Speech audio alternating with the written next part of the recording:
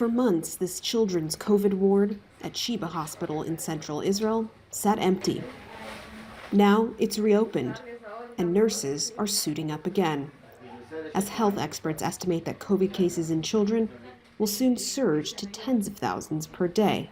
Dr. Itai Pesach, director of the Safra Children's Hospital at Sheba, says that during the last wave, they had at their peak around 15 children in the COVID ward. We already broke that number during this week, and I'm sure it's going to be higher because the rate of positive people and positive children around the country is still rising.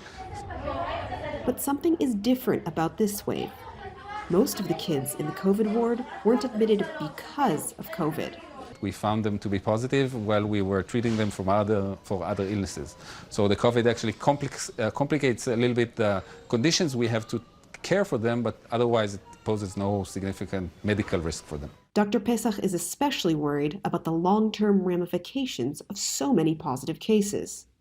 Children with even asymptomatic COVID infections sometimes develop a debilitating disorder called PIMS, Pediatric Inflammatory Multisystem Syndrome.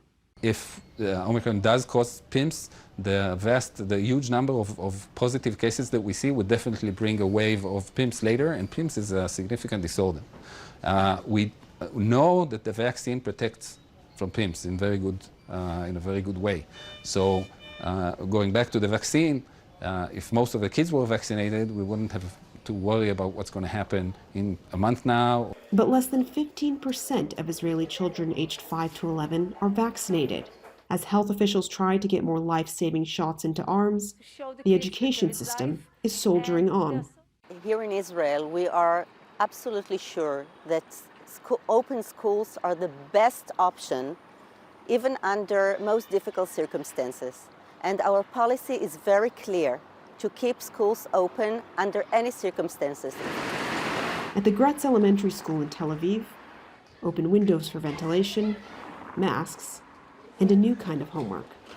Because of an intense demand for testing, whether at home or performed by professionals, the Israeli government has decided to give each student in the education system 3 free at-home antigen tests. The school's COVID coordinator, Marit Chaviv, can barely keep up with her students' positive tests and quarantines. It's crazy. It's like a wave. It's a tsunami. It's not even just a regular wave. It's a real tsunami that just flushes everything. That's it. But she agrees schools must stay open, despite the risks. I think it would be easier to shut down schools, yes, but it's a problem. I'm a mother. I have 2 boys, and I know how hard for them it is to stay at home. And I think it's more important that the kids will stay in some kind of a regular routine, come back to school every day, see their friends, and I think it's much more important. And so the children in Israel continue on, testing and hoping that they can make it through the tsunami